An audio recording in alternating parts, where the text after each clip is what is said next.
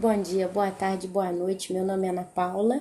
Hoje é dia 6 de agosto de 2016 e nós estamos aqui, meus queridos, para bater mais um papinho, né? Mais um papo sobre as coisas do céu, sobre as coisas do Senhor, do nosso Altíssimo. Eu gostaria de ler com as irmãs Romanos, capítulo 5, e ler do versículo 1 até o versículo 11, para que a gente possa entender a que ponto está a nossa vida para com o Senhor. Justificados, pois, mediante a fé, temos paz com Deus por meio do nosso Senhor Jesus Cristo. Isso aqui é o apóstolo Paulo falando aos romanos sobre a justificação pela fé e a paz com Deus. Em palavras curtas será que eu estou salvo? Será que eu estou no caminho justo? Será que está tudo certo? Não sei. Então nós vamos ler um pouquinho sobre esse texto aqui na carta de Romanos e a gente então vai começar a se identificar ou não em cima dessas palavras. A realidade que eu penso é que nós, como noiva de Cristo, estamos em dias, meus irmãos, que a gente precisa fazer uma autoanálise da nossa vida para entender como é que está a minha vida. Eu, Ana Paula, tenho feito análise da minha vida nesses dias, tenho vivido muitas coisas nesses dias e eu posso constatar para os irmãos que o fato da gente viver no meio dos ímpios, né? Nós vamos vivendo no meio do povo ímpio, a gente acaba se sujando muito. Tenho visto pessoas preocupadas, irmã, será que eu estou em pecado, minha irmã? E eu não sei se eu estou salvo, se eu estou em pecado, se eu estou perdido, se o Senhor me perdoa, se o Senhor me escuta e tal. E aqui a palavra diz que nós somos justificados, pois mediante a fé. E uma vez que temos isso, temos a paz com Deus por meio do nosso Senhor Jesus Cristo. É Ele, meu amado, minha amada, quem nos justifica pelo seu sangue. O sangue de Cristo cobre multidões de pecados. A realidade é que nós pecamos todos os dias. Pecamos em pensamentos, pecamos em palavras, pecamos em atitudes. Às vezes a gente vê certa coisa, a gente cobiça. Quanta coisa, sabe? Às vezes acontece ou aconteceu comigo e eu fui aprendendo a não expor isso em palavras, nem sozinha, para que o inimigo não escutasse e usasse disso uma artimanha para levantar um problema maior. Às vezes a gente vê, cobiça certas coisas e a gente em espírito fala com Deus, fala: Senhor, me perdoa, mas também me ajude a não mais cobiçar tal coisa. Tem gente que cobiça um docinho numa vitrine, um pedaço de torta, por mais que você tá cheio, já comeu tudo que você tinha que comer, mas aí você tá passando na rua, vê um pedaço de torta, Floresta Branca, e você cobiça aquilo. E você está prestes a entrar no pecado da gula, e ali você fala já no espírito, falando e cobiçando, né? Sem falar, ai, que torta bonita eu queria, não. Você em silêncio, você fala no seu espírito: Senhor, me ajude a domar isso na minha vida. Às vezes você cobiça uma pessoa, às vezes você é uma mulher casada, um homem casado, você vai num local, talvez você vai sair de férias, você vai alugar uma casa numa praia, ou você vai para a casa de praia que você tem, e ali tem as mesmas pessoas todos os anos, e ali você é o homem ou mulher casado, bem casado, com uma vida estabilizada, tranquila. Você vai para a praia, chega lá, tem aquela mulher que mora ali próximo, que todo ano também vai, ou aquele homem, e ali você começa a observar aquela pessoa. Você começa simplesmente observando, né, aquela pessoa, observa. E do tanto observar, você começa a observar coisas bonitas, qualidades, não é verdade? E ali lá no teu coração você começa a cobiçar, sem querer. Quando você assusta, você está sempre olhando. E ali, meu amado, minha amada, é a hora de você no teu coração dizer: Senhor, me ajuda. Me ajuda, porque essa é uma tentação. Porque se Satanás e seus demônios escutam você talvez falando sobre aquele pecado, sobre aquela cobiça, um carro, uma casa, uma pessoa, uma comida, um contrato a se fechar, alguém que está melhor do que você, qualquer coisa que você cobice que não é teu e nem pode ser seu. Se o inimigo escuta, meu querido, minha querida, ele vai girar aquilo ali de tal modo que ele vai fazer com que aquela cobiça te leve ao pecado. Talvez aquela mulher que você observa na montanha, na praia, todo ano, vai começar a olhar para você. E você, no seu observar, vai começar a observar que aquela pessoa também passa a te observar. E ali se aproxima a conversa, como tá, tudo bem, que sol, que montanha, que ar fresco, que isso, que aquilo. Ah, eu fiz assim, a comida, eu gosto disso, eu gosto daquilo, e e tototô. E ali começam os desabafos. Começa a conversa fiada, né, digamos assim, com boas intenções, é claro. Muitas pessoas pecam com boas intenções. São boas intenções para si mesma, mas são sempre boas intenções. E ali, de repente, vem o fogo, né? Aquele calor na alma, que a pessoa, de repente, se pega na seguinte situação: estou apaixonado por aquela mulher. Aquela mulher tem qualidades que a minha esposa não tem. Ela é mais compreensiva, vê como ela parece que é calma. Ela parece que é mais tranquila, mais carinhosa, mais cuidadosa. Minha esposa não é assim. E gira. Quando vocês vê, você está adulterando. Você está na cama com aquela mulher ou com aquele homem. Teve uma febre na sua vida e você pecou perdidamente contra o Senhor. Porque cada um dos nossos pecados é contra Ele que nós o cometemos. Então, meu querido, minha querida, se você está cobiçando alguma coisa, mesmo que você não queira cobiçar, porque Paulo em Romanos capítulo 8 ele fala: faço o que eu quero e o que eu não quero fazer eu faço. Pobre miserável homem que sou, quem me livrará do corpo desta morte? E ali ele fala do sangue de Jesus, do Espírito Santo e por aí vai. Você, meu amado, minha amada, quando você estiver sofrendo tentações, porque Jesus sofreu tentações. A Bíblia fala no livro de Mateus, né, num dos primeiros capítulos aqui, Mateus capítulo... Qual é o capítulo? Mateus, acho que capítulo 2. Mateus capítulo 4. Mateus capítulo 4 fala que Jesus ele foi levado pelo Espírito Santo ao deserto para ser tentado pelo diabo. Então Jesus ele foi tentado para que todos nós entendêssemos que ele viveu como homem, sofreu como homem, foi tentado como homem, mas não pecou. Mas nós pecamos, porque nós não somos o Senhor Jesus, nós somos homens, somos falhos, pobres e miseráveis, homem que sou, quem me livrará do corpo do pecado? É onde entram as dúvidas, é onde começam os questionamentos, é onde vem a insegurança. Será que eu vou para o inferno? Será que eu vou ficar na grande tribulação? Mas aqui no livro de Romanos a gente vê o que a palavra de Deus nos diz. E diz: justificados, pois, mediante a fé.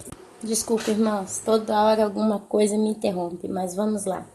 Justificado, pois, mediante a fé, temos paz com Deus por meio do nosso Senhor Jesus Cristo, por intermédio de quem obtivemos igualmente acesso, pela fé, a esta graça na qual estamos firmes e gloriamo-nos na esperança da glória de Deus. Aqui se fala de duas palavras, fé e esperança. A fé, meu amado, é acreditar naquilo que não se vê. Se a Bíblia diz que você, após se arrepender profundamente, verdadeiramente, sinceramente ao Senhor e convidar Ele para ser Senhor da tua vida, não para escrever o seu nome no livro da vida, porque esse já foi escrito antes da fundação da terra, a Bíblia fala claramente sobre isso, mas o Senhor diz em Apocalipse: eis que estou à porta e bato. Aquele que ouvir a minha voz, eu entrarei e cearei com ele, ele comigo. Quer dizer, nós temos o chamado. Porém, a Bíblia diz: muitos são chamados e poucos são escolhidos. Mas poucos são escolhidos. Por quê? Porque a palavra diz que as minhas ovelhas ouvem a minha voz. Quer dizer, eis que estou à porta e bato. Aquele que ouvir a minha voz, eu, quem? Jesus, o sangue dele, a justificação pelo pecado entrará na tua vida através da obra salvífica do Espírito Santo. Eu entrarei e cearei com ele e ele comigo. Essa ceia é a comunhão da vida com ele. Quer dizer, você vai crescer e vai ser transformado a cada dia, de glória em glória e de fé em fé. E a Bíblia fala que eu entrarei e cearei com ele e ele comigo. E isso nos traz o quê? Esperança. Esperança. E gloriamo-nos na esperança da glória de Deus. O que significa eu me gloriar na esperança da glória de Deus? A palavra glória é uma palavra que traz uma espécie de júbilo em cima de uma expectativa. Glorificar é trazer júbilo em cima de algum acontecimento, ou alguma expectativa, ou algum ser em particular. Nós glorificamos a quem? Ao Pai. O que é glorificar o Pai? É entender que Ele é soberano, que Ele é poderoso, que Ele é infinito, que Ele é o Todo-Poderoso, justo, reto juiz, que dele vem a vida, que dele vem o amor, que dele vem tudo. Ele é a fonte da glória, Ele é a fonte da vida, Ele é a fonte da justiça. Se você que está me ouvindo, você gosta da palavra beleza, porque você vê muitas coisas bonitas demais na sua frente.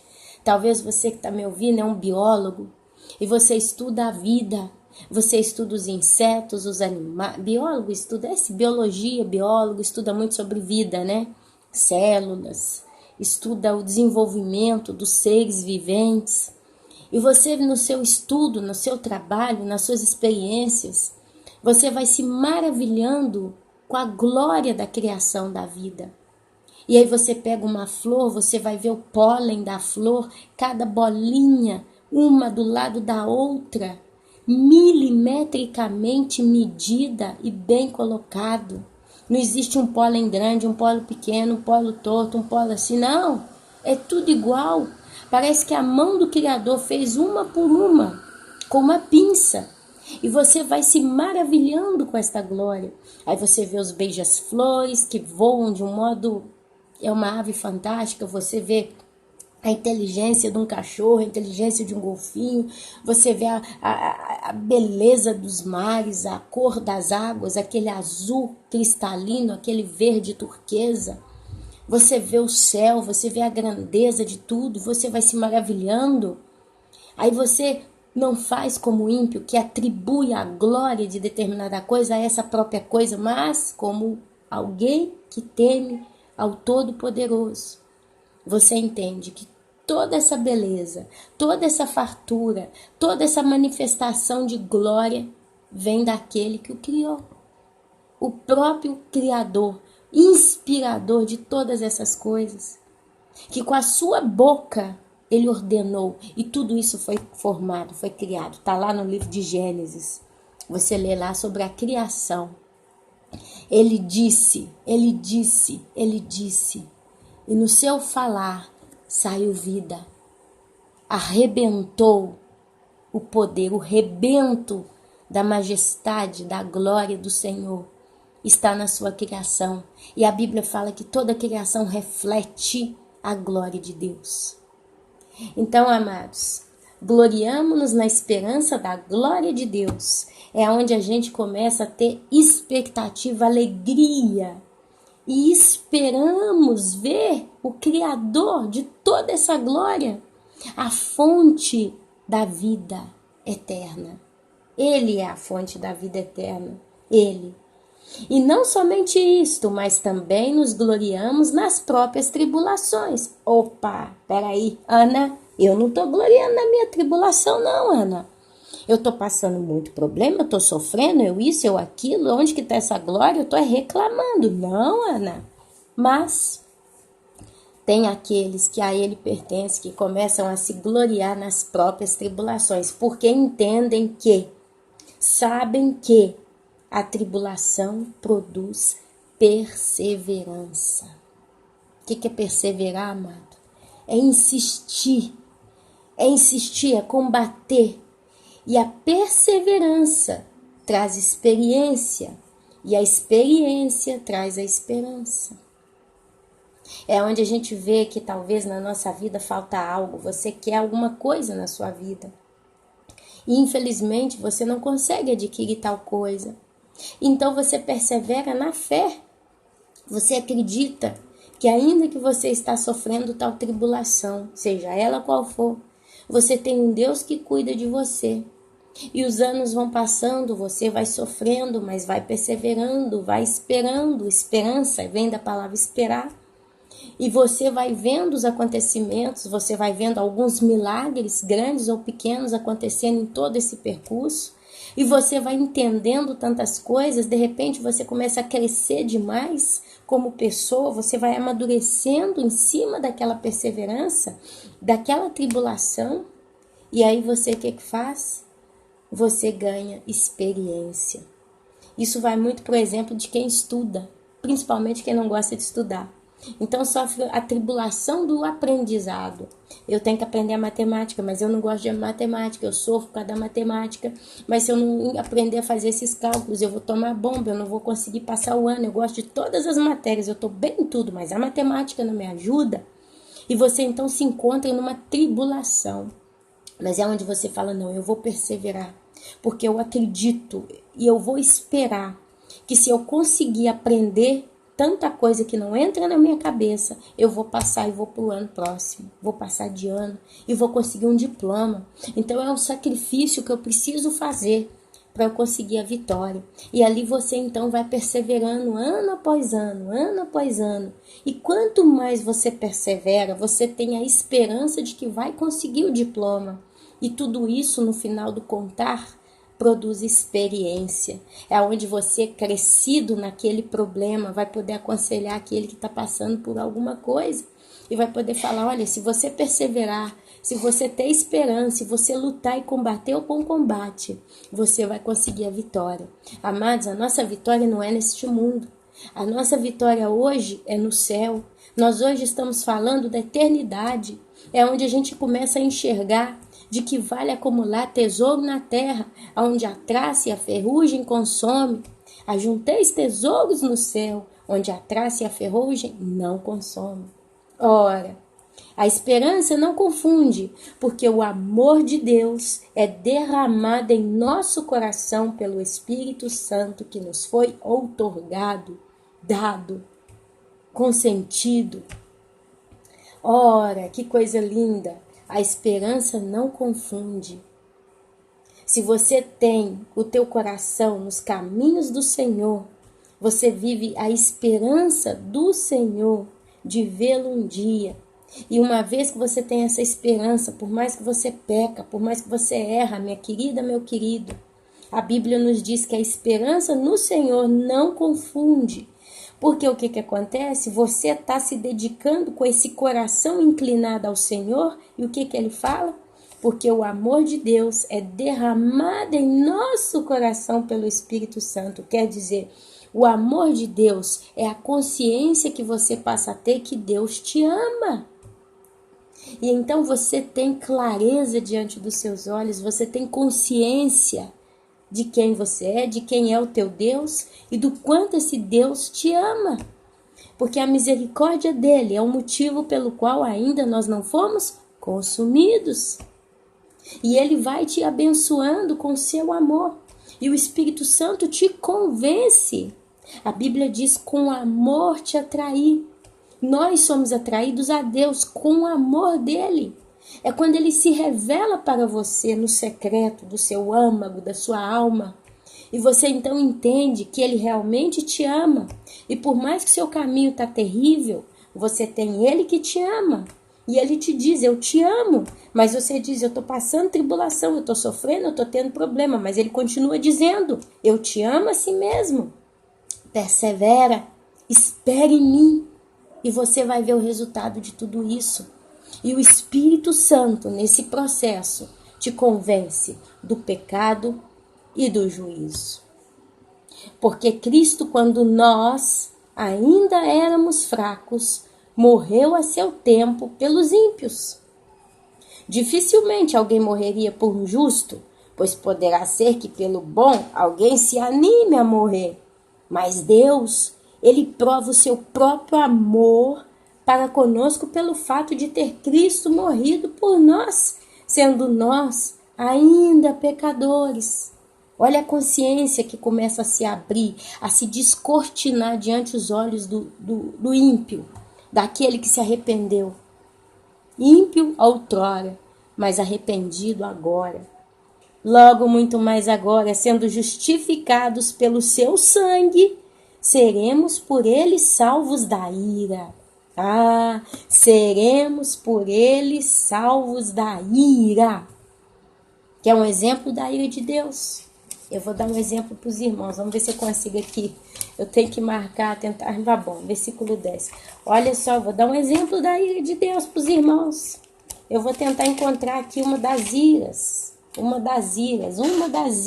Deixa eu entender, eu quero achar uma ira bem pesada mesmo. Olha só uma ira que vai acontecer muito em breve nesta terra. Deixa eu ver se eu encontro. Eu peço paciência para os irmãos. Ah, achei aqui um. Olha só. Ouvi, vinda do santuário, uma grande voz dizendo aos 7 anjos: Ide e derramai pela terra 7 taças da cólera ou da ira de Deus. Saiu, pois, o primeiro anjo e derramou a sua taça pela terra, e aos homens portadores da marca da besta e adoradores da sua imagem sobrevieram úlceras malignas e perniciosas. O segundo flagelo derramou segundo a sua taça no mar, e este se tornou em sangue como morto, sangue de um morto, e morreu todo ser vivente que havia no mar. Quer mais exemplo de ira? Olha só.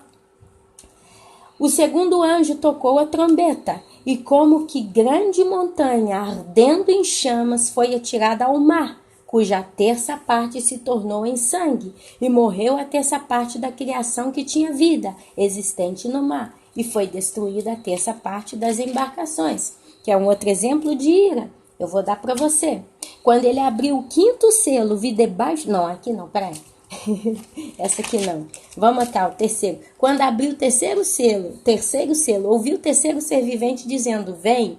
Então vi eis um cavalo preto, e o seu cavaleiro com uma balança na mão. E ouvi uma como que voz no meio de 4 seres viventes dizendo: Uma medida de trigo por 1 denário, 3 medidas de cevada por 1 denário, e não danifiques o azeite e o vinho.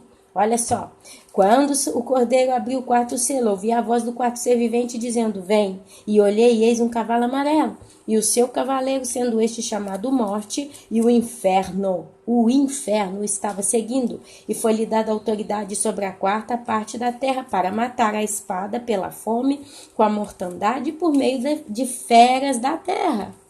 Essas pessoas foram para onde, meus queridos? Para o inferno, Não foi para outro lugar, a não ser inferno. Esses são exemplos da ira de Deus. E aqui ele fala, versículo 10 de Romanos, capítulo 5. Olha só. Logo, muito mais agora, sendo justificados pelo seu sangue, seremos por ele salvos da ira. Salvo. Ser salvo é como aconteceu com Noé. Noé foi salvo da ira naquele tempo. O dilúvio foi a ira de Deus em cima dos homens pecaminosos. Ló foi salvo da ira de Deus quando ele derramou plasma, fogo que desceu do céu e consumiu, derreteu até as rochas de Sodoma e Gomorra.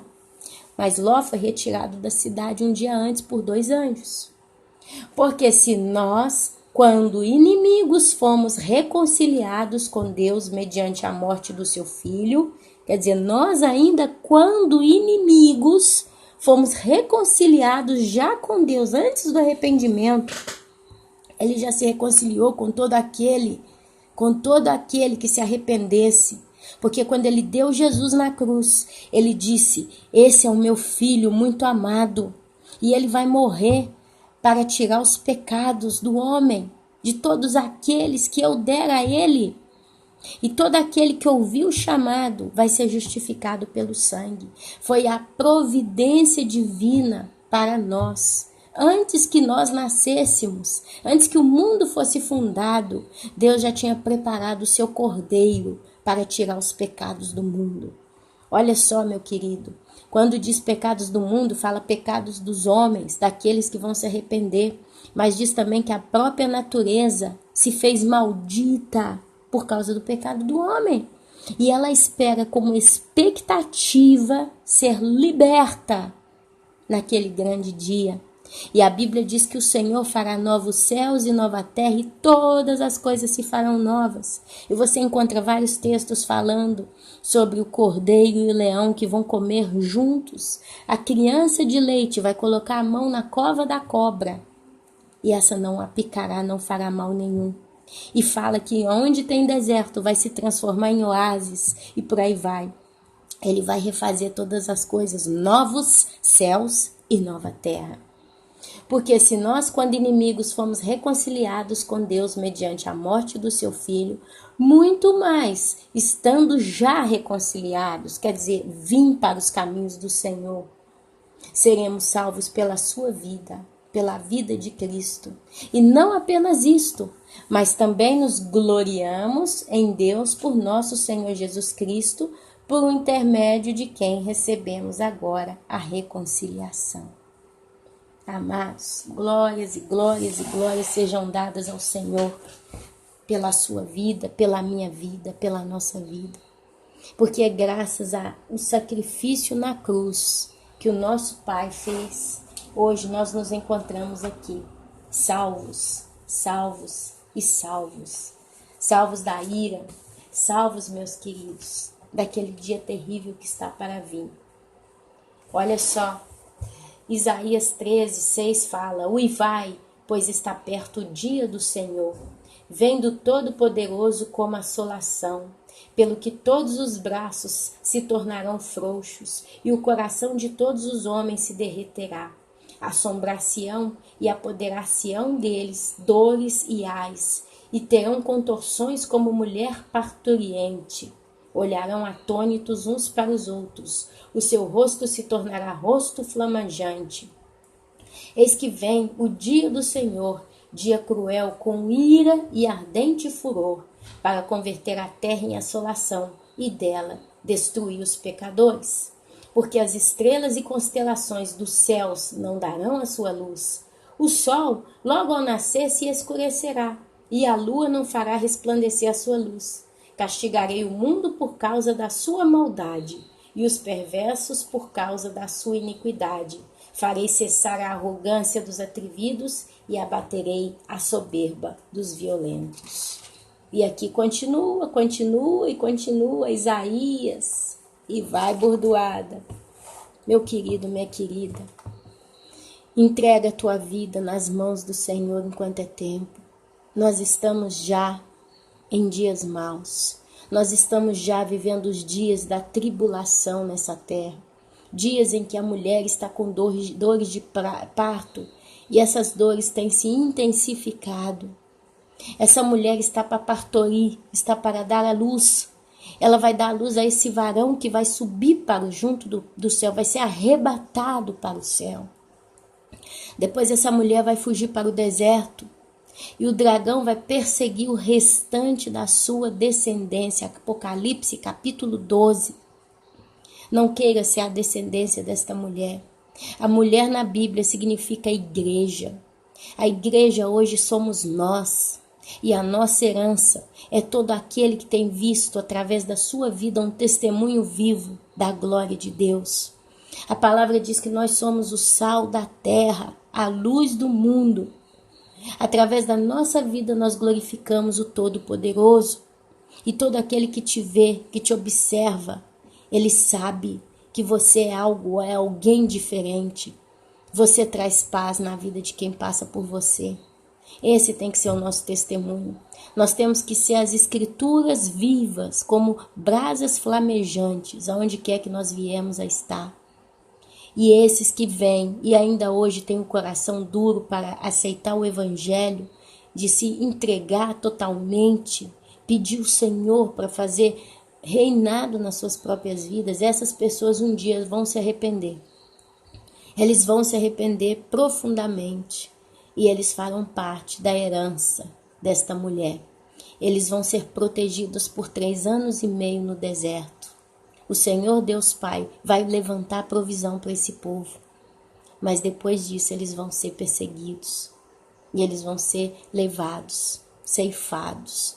Eles vão estar no largar da ira de Deus de algum modo. E ali o Senhor vai moldá-los um a um. Mas eles vão ser encontrados como uma multidão incontável de vestes brancas, com um ramo de palma na mão. E eles vão glorificar o nosso Senhor.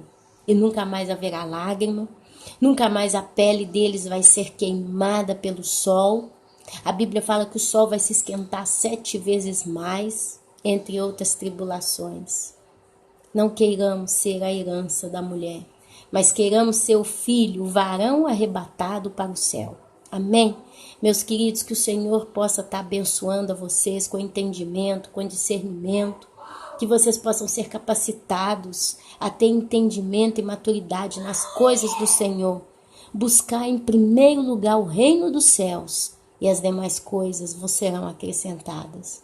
Eu tenho uma certeza que hoje o Senhor está acrescentando na tua vida, na minha vida, aquilo que é necessário para a gente terminar de passar por este mundo. Porque nós não precisamos de mais nada que este mundo nos promete. Porque este mundo está prestes a ser queimado pela ira do Senhor. Que o Senhor os abençoe. Amém. Amém.